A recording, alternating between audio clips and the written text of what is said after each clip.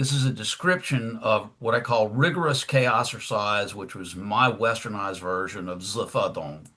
Rigorous Chaosercise can be quite useful in helping the body tame the effects of infectious or chronic disease. The unified fitness approach to these movements is more structured than many traditional Chinese practitioners would probably like. Unified fitness has effectively turned them into a form of exercise, essentially a kind of aerobic flailing. The purpose of gentle Chaosercise is to help the practitioner sense reflections in the air around the three centers. Rigorous Chaosercise functions differently. Driven largely by rapid gyrations of the waist while bending and straightening the legs at an equally fast pace, these hard chaotic movements are a kind of scattershot acupressure massage aerobic workout rolled into one. An even more effective but painful movement involves rapidly shaking the body from the hips so that the arms are forced out to the sides. As a result of shaking in this manner, your body is likely to seize up with cramps and aches, especially if you are ill, but not necessarily. All right. So, if you noticed, the camera actually captured a change in color, and it's right around that middle center, right around there. Um, it's less so right there.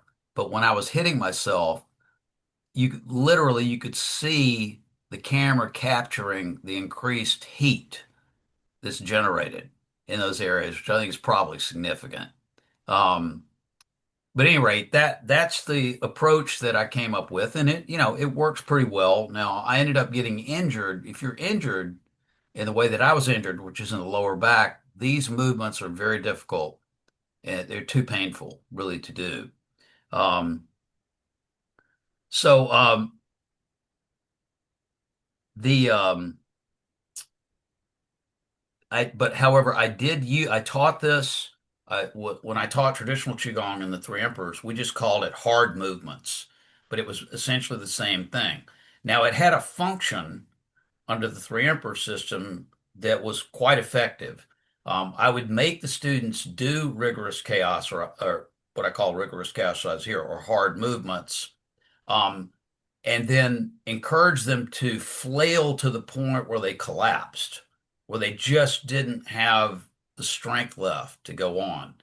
And when they did, I would have them lie down and then I would work on them. I would go, and what it did was it tore down their defenses. And I would say it was about 80, 75, 85% effective.